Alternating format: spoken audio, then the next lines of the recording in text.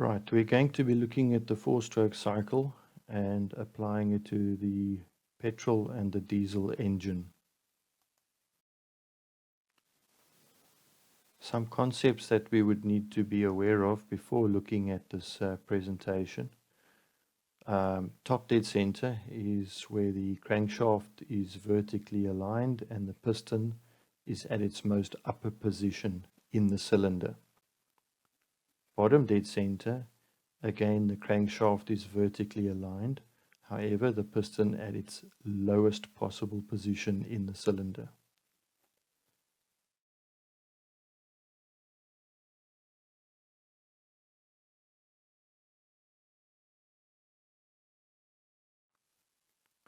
The crankshaft rotates about the main bearing and the piston is moved by the crankshaft via the connecting rod. So the path that the crank journal for the connecting rod's big end follows forms the circle about which we will draw the timing diagram. All timing marks are measured in degrees of rotation of the actual crankshaft. The rotation of the crankshaft translates into linear motion for the piston itself. So most engines have graduation markings on their flywheels, and you can monitor the angle of the crankshaft by referencing a fixed pointer that would be positioned close to the graduations of the crankshaft. So you could turn the crankshaft manually to a certain rotational position and measure the degrees of rotation. On an engine, typically the number 1 cylinder is used as the reference cylinder. So the firing order of a multi-cylinder engine will always start with number 1 cylinder as the reference. The basic four-stroke cycle timing diagram. The inlet stroke, this is when the inlet valves will be opening to their full open position as the piston moves downwards. Atmospheric air is drawn into the cylinder during this time. The compression stroke follows the inlet stroke. Here, in order to compress the gas, the valves are closed. The piston will be having to move upwards, which leads to a pressure and temperature increase inside the cylinder. During the combustion stroke, being stroke number 3, the valves also need to be closed to contain the pressure of combustion. The fuel is ignited to create this combustion, and as a result, pressures and temperatures increase dramatically, creating a huge pressure and force applied to the top of the piston, pushing the piston downwards. So sometimes the combustion stroke is called the power stroke. After combustion is completed and the piston reaches bottom dead center, the exhaust valves need to open. As the piston moves upwards, the expelled gases from combustion pass out the exhaust passages.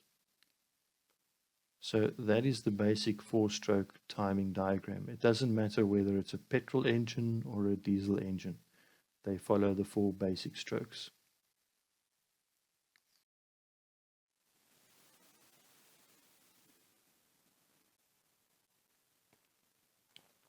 The valves don't actually open perfectly vertically top and bottom.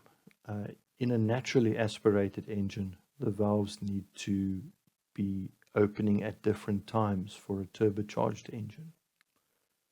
Also, to maximize the fresh air that can be admitted into the cylinder, the inlet valves actually start opening a little bit before top dead center during the inlet stroke, while the exhaust valves close a little bit after top dead center during the exhaust stroke.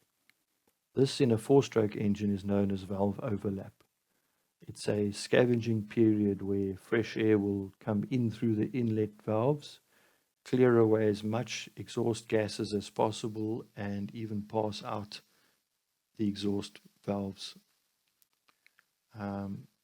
It's got some benefits in that it cools down the exhaust valves, cools down the piston crown itself.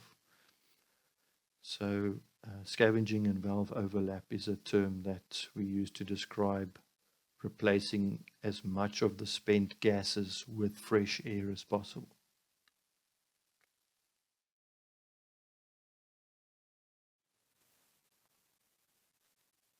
In this slide, we look a little bit more closely at the inlet valve operation, as the inlet valves don't just simply open at top dead center and close at bottom dead center.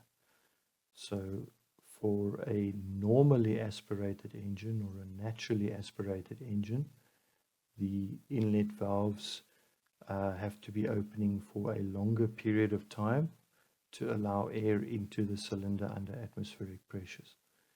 So the inlet valve will open some period before top dead center and close some period after bottom dead center for the inlet stroke. This is allowing more air to be drawn into the cylinder while the piston is moving down. So as a result of that longer opening period, we can get more air into the cylinder, which will increase the oxygen available for combustion.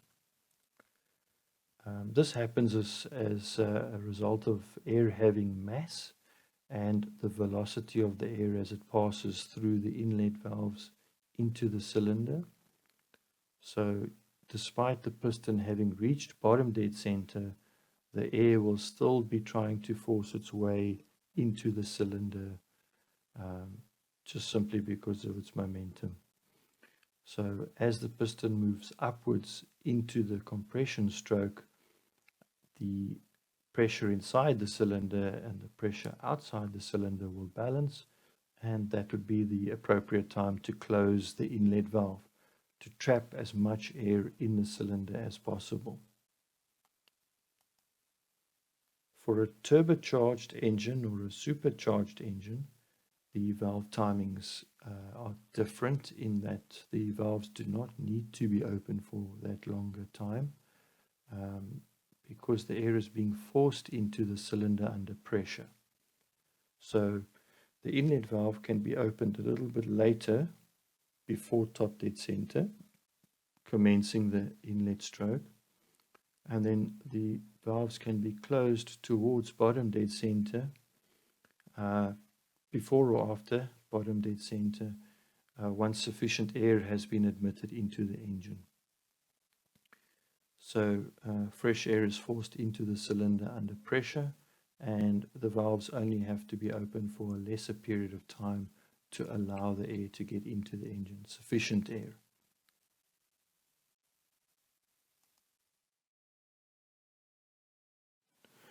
Okay, in this slide we're going to look at the operation of the exhaust valve in a little bit more detail, as the valves don't just open top and bottom dead center.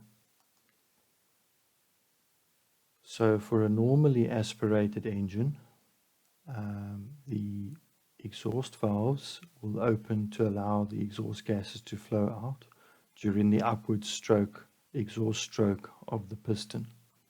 So the exhaust valves will open a little bit before bottom dead center, commence the exhaust stroke, and then towards the end of the exhaust stroke and inlet stroke, the beginning of the inlet stroke, the exhaust valves will close after top dead center. So this is just allowing for maximum exhaust gases to be expelled from the cylinder. For a turbocharged engine or a supercharged engine, the exhaust gases, specifically for a turbocharged engine, the exhaust gases are required to be used to actually turn the turbine wheel for the turbocharger. So the exhaust valve will open slightly earlier before bottom dead center during the combustion stroke. This is to allow for some of the remainder of the combustion pressure to pass through the exhaust pipe into the turbocharger turbine wheel. The energy from the exhaust gas is then being used to turn the turbine wheel. As the exhaust stroke progresses, then the exhaust valve can close again after top dead center during the beginning of the inlet stroke.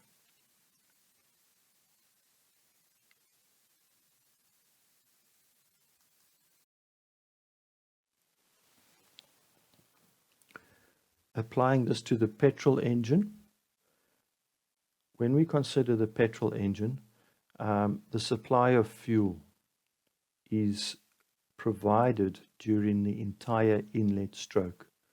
So an air and a fuel mixture enters the cylinder through the inlet valves.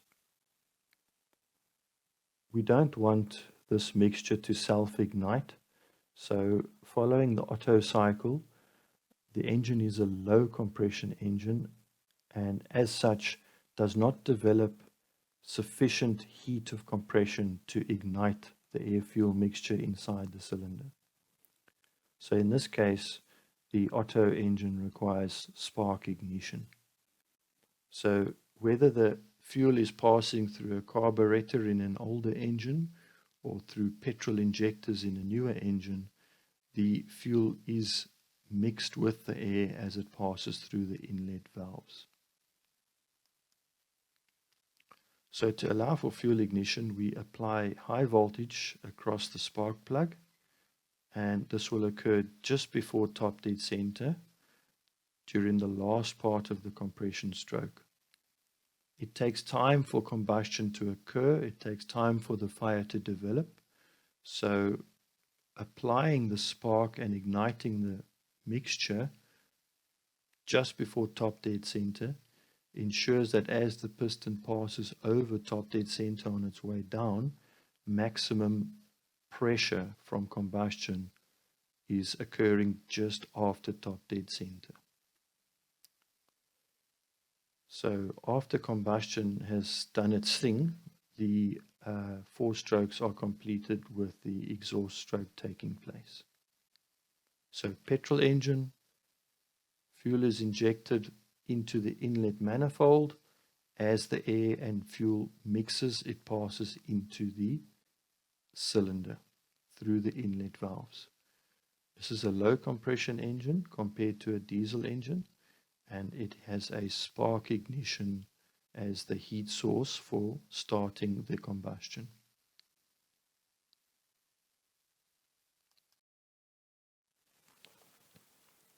The 4 strokes as applied to the diesel engine. As previously mentioned, it's the same 4 strokes, so inlet, compression, power, and exhaust. The only difference here is that fresh air is drawn into the cylinder and compressed. That is it. There is no fuel mixed with the air coming into the cylinder. So as a result of that, the air can be highly compressed, raising its temperature quite dramatically, and towards the end of compression stroke, the fuel can be admitted to the cylinder by means of a fuel injector. The job of the fuel injector is simply to atomize the fuel, to spray the fuel into the combustion space or a pre-combustion space in a very fine atomized spray. This is to allow for maximum air-fuel mixing, to intimately mix the liquid particles with the air molecules. So good mixing will allow for good combustion, complete combustion to take place. So direct injection is when the injector is installed in such a way that the atomized fuel is sprayed into the space, combustion space, directly above the piston. Indirect injection is where there is a pocket built into the cylinder head, for instance, where compressed gases are forced into during the combustion stroke, and then the fuel injector is positioned in such a way that it only atomizes into this pre-combustion chamber, this pocket. That would be called indirect injection. That is just a way of trying to tame the diesel engine's knock, to try and make the diesel engine a little bit more softer, a little bit more friendly towards passengers and saloon cars and just noise in general. So the diesel cycle is a high compression cycle, and as a result of the high compression, we end up with high temperatures, which will ignite the fuel pretty much automatically. There is no requirement for any other heat source. There's no spark plugs. A diesel engine's glow plugs are not used to create combustion. So once the fuel is ignited, the high temperature of the compressed air will cause the fuel to self-ignite.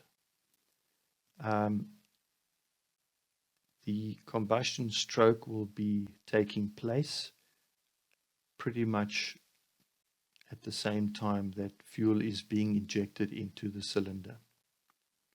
There is a limit to the amount of fuel that can be injected because there's only a limited supply of oxygen. So once the correct amount of fuel for the demanded power is injected, then fuel injection will cease. Combustion will continue, leading to expansion. So after combustion is completed, the 4 cycles are completed with the exhaust stroke.